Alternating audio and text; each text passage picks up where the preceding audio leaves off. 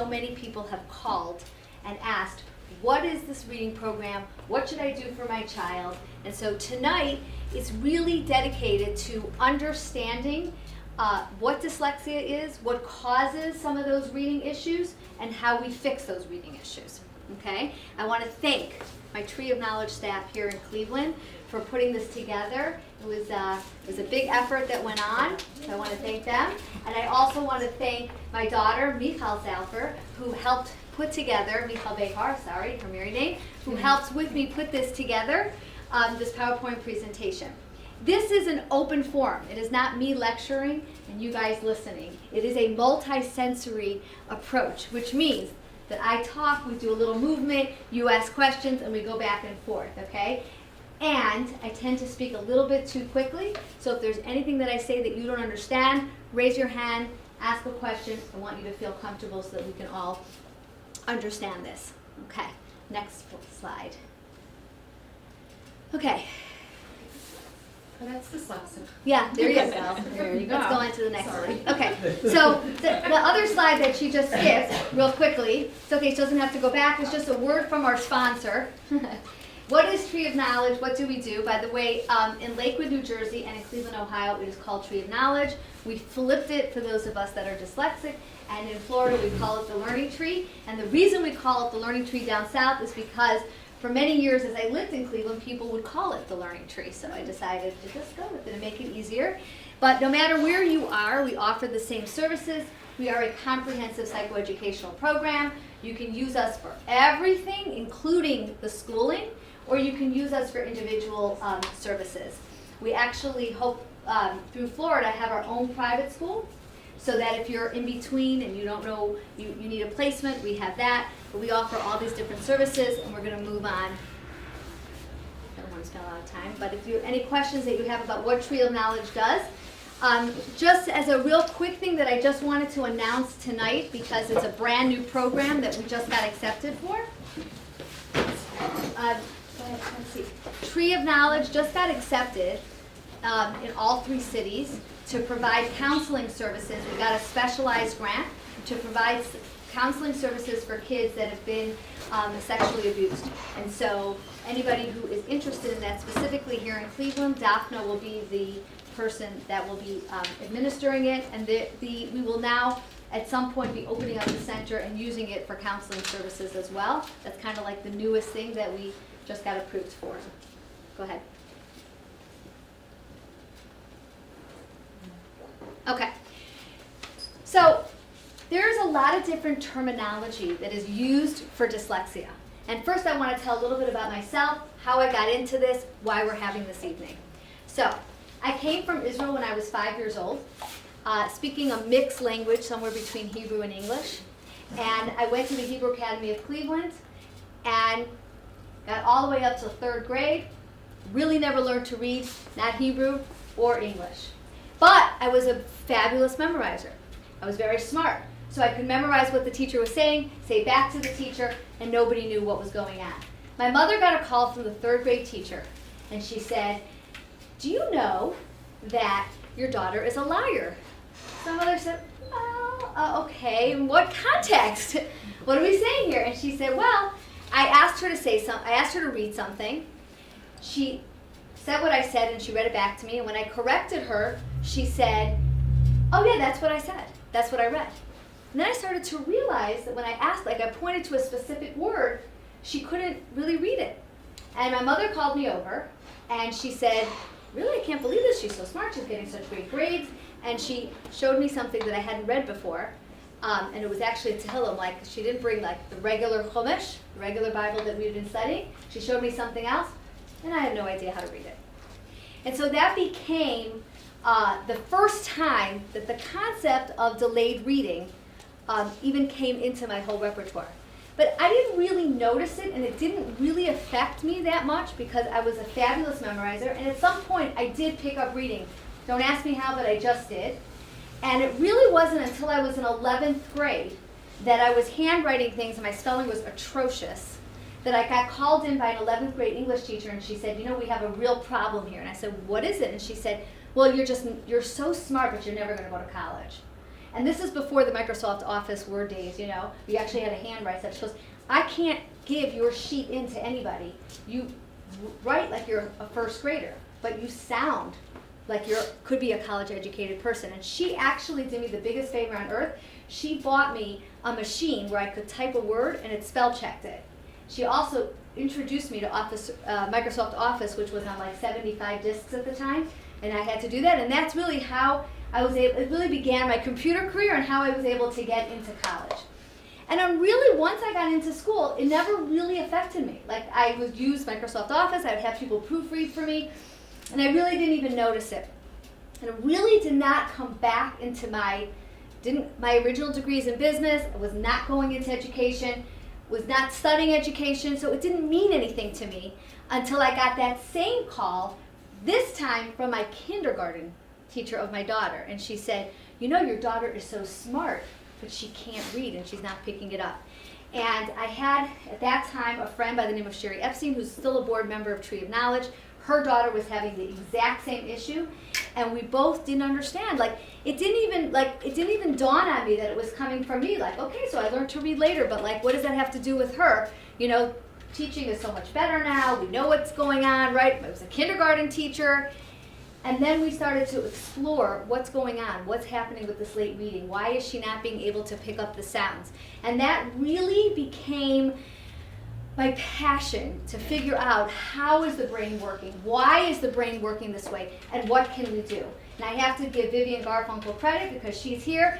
She's actually the person who introduced me to the Wilson method and explained it to me. And at the time, Shaker Schools was the ones that were using it. And as part of Tree of Knowledge and working with the kids that were sick in the hospital, we were choosing a research-based reading program, and that's how I got into the Wilson Reading Program. But what is dyslexia? And what is the term? Because I want to explain to you guys that that term is used in so many different ways. Okay, so let's go on to the next slide. So here's a slide. He's dyslexic, but he doesn't know his CBA. And this is a mom talking to a teacher. So one of the things I'm trying to show you from this is that a lot of parents, it is a genetic issue. You will usually see it run in families. Boys will have it stronger than girls, okay? But it is usually genetic, and it's not even far genetics, okay? So when I interview parents, they'll tell me an uncle, a brother. Sometimes they don't understand what really happened, you know, like he just never got into academics. They don't even understand what it was that happened with the reading, but you'll definitely see it. Go on to the next slide. Okay. It's important to know a few things. First of all, we have different terminology for dyslexia, and I want to go over that. Clinical psychologists, neurologists, anybody who is on that level, they will call it dyslexia. Okay? It is not what we used to call it, where, oh, that the letters are floating, or that we see necessarily things backwards. That's how we used to determine, you know, that's how we used to say it. That's a rare thing. There's a few kids that have that. You rarely see that, okay? The majority of the kids that have dyslexia, what you start seeing is they struggle, first of all, oral language first. There's an oral language component that people do not realize. They are now determining this much earlier. I happen to be licensed in Florida on early intervention, and it's amazing how the speech and language therapists now are looking for the oral component of dyslexia before we get to the reading. So in Ohio, where we have to see kindergarten, first grade, do research-based interventions. Okay, now we think you need this. The truth is there's an oral language component to it, okay? It can't be cured, but treatment may help. And I think this is really important for you to understand. Yes, you will learn to read. With the proper interventions, we can pretty much get most kids to learn to read. But it is not curable. What does that mean? It means that at night, and my staff knows this, if you send me a wordy email, paragraphs long, I will have to print it. I will not be able to read it at night. I will have to take it to the next morning. So while I can read major books and get 3 master's degrees, I still have it, okay? Chronic, it lasts for years and it can be lifelong, is usually self-diagnosed, lab tests and imaging not required. However, right here at the Cleveland Clinic, they have done imagery with it. They know which side of the brain, and they are actually able to see it on MRIs. Okay, go ahead.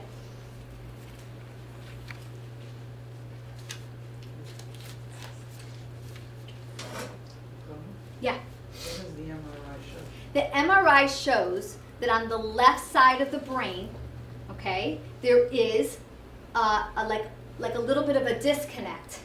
And they can actually label it because the left's reading, and we'll talk about this in a few minutes, but I'm glad you asked the question. Reading actually requires the left and the right brain to be working together.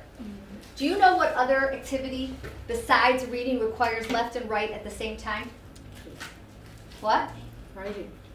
Okay, but that reading and writing we're talking about the same. We Oh.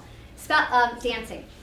Oh. Okay, which is why a lot of times with these kids you will see a motor component to it. Okay, so actually when you're dancing, you're using both the left and the right at the same time because you're thinking about the motions and you're moving your body. Okay, what we see with dyslexic kids is that the right side of their brain is completely fine. The left side of the brain that has to do with numbers, whatever, they can see it is, and I hate to use this word and I don't want to freak you out, but there's a little bit of, it is a brain damage.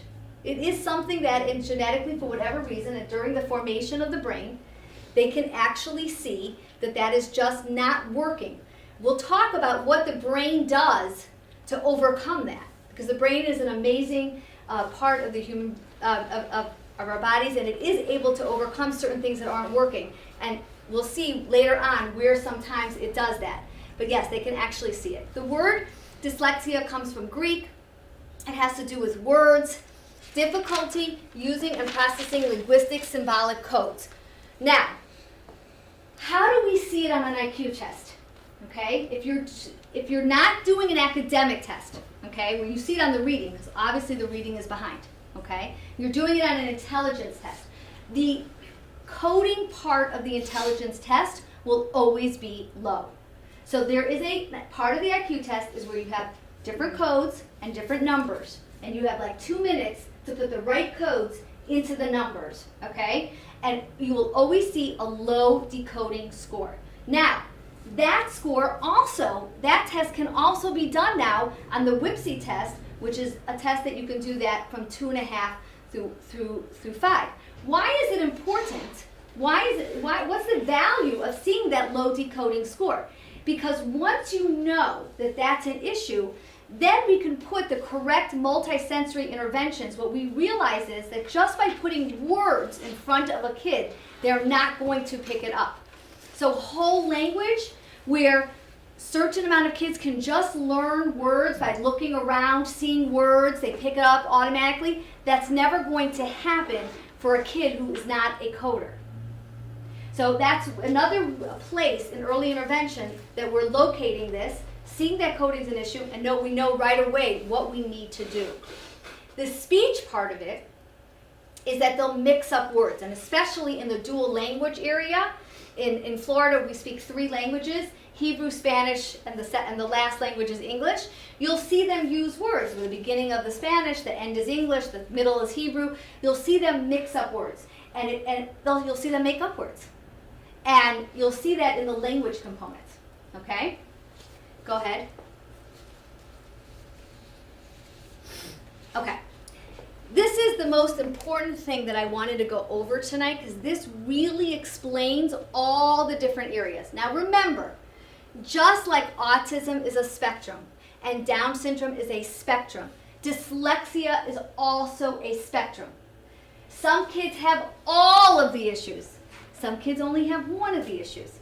Okay? And that's why I want to go over all this. You may say to yourself, I have a student or I have a child. No, they don't have this, but then they have something else, okay? And we're going to go over all the different areas, okay? We'll start. Copy of this for us, No, but we can email it to you. So if you give us your email address, we'll definitely do that. Okay, we just didn't want to just hand it out, but absolutely.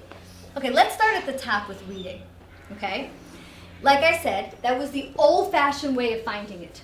Automatically, if you find a kid who is misreading words, who's not fluent, a very slow reader, okay, has a hard time reading, this was a big area where we said, okay, now we're flagging you. Now, in the special education realm, school psychologists do not call it dyslexia. They call it learning disorder. Okay, NOS, not specified. Okay, what does that mean, not specified? Do you know? I've had a lot of parents call me and say, it means we don't know the reason. No, it doesn't mean that. It means that a school psychologist is not allowed, is not enough to be able to define where that learning disorder is coming from. A clinical psychologist, though, can, because that's a PhD level. A neurologist can.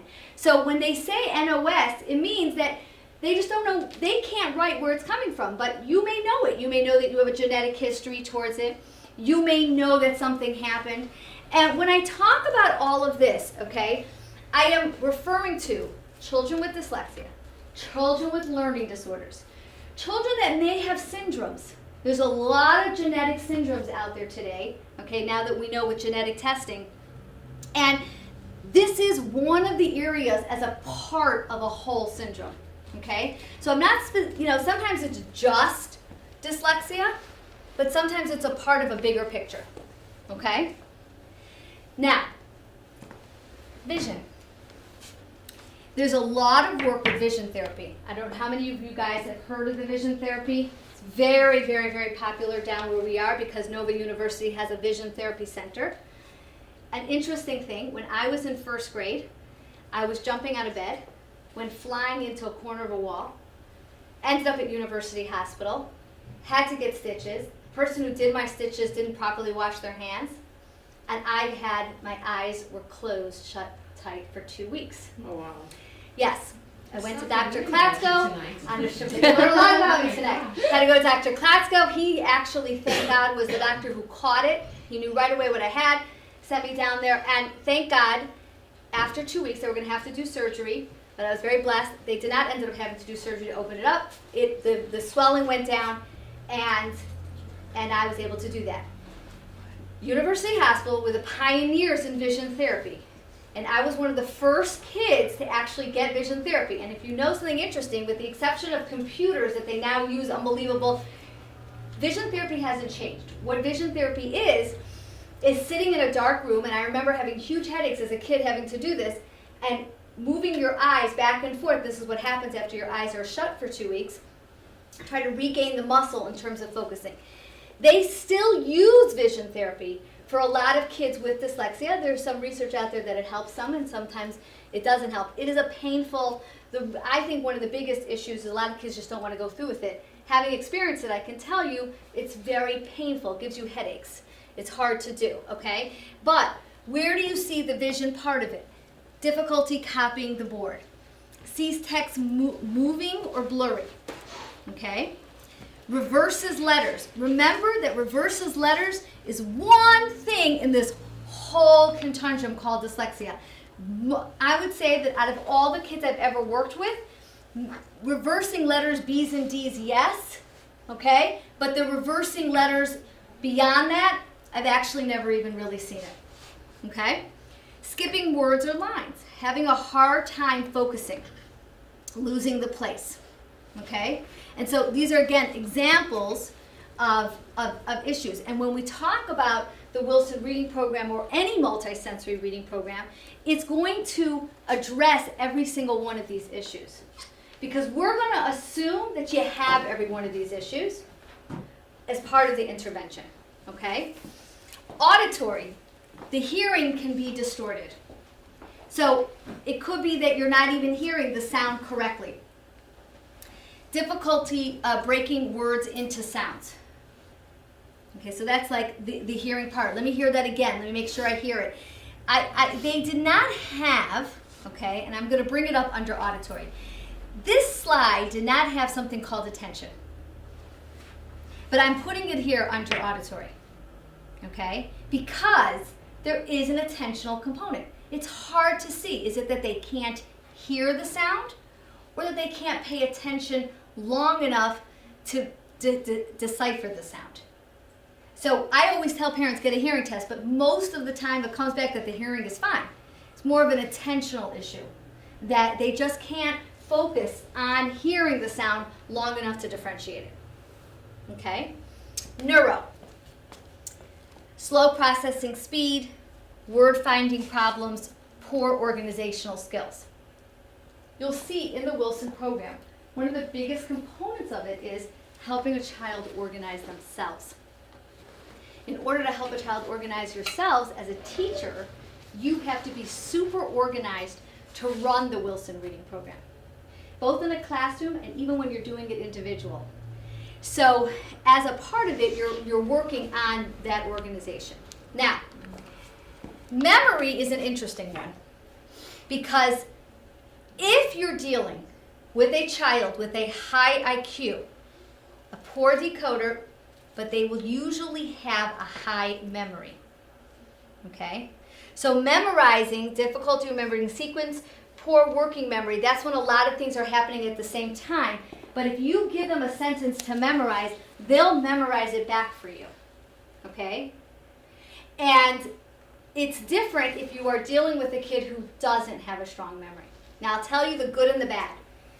If you're dealing with a kid who has a strong memory, they have to fight this piece of looking at the beginning of the word and guessing the word because they are memorizers. You actually have to break the memory habit. If they are not good memory people, it's easier actually to teach it. Now, eventually, those that have strong memories will reach a higher reading level. Because once they learn the rules, you don't have to go over it so many times. Once they get the rules, they'll be able to do it. Once they get the words, they will memorize a lot of it. So they'll get to a higher reading level. But as you're teaching it, you're going to have to constantly be dealing with that because that's their natural thing, to go to memory and not to actually sound out the word. Those kids that have high memory, the reading part goes quicker, the spelling part takes longer. Now, what's the problem with memorizing words? It is an effective way to teach. There are programs out there that just do memory. You look at and we still have to teach some words by memory. There are sight words we have to teach them by memory. So why are we so that memory sometimes is not a good thing? Because what happens is, with a kid that has a reading disorder or dyslexia, okay, they're only relying on their memory. And they become like a computer that's running out of RAM.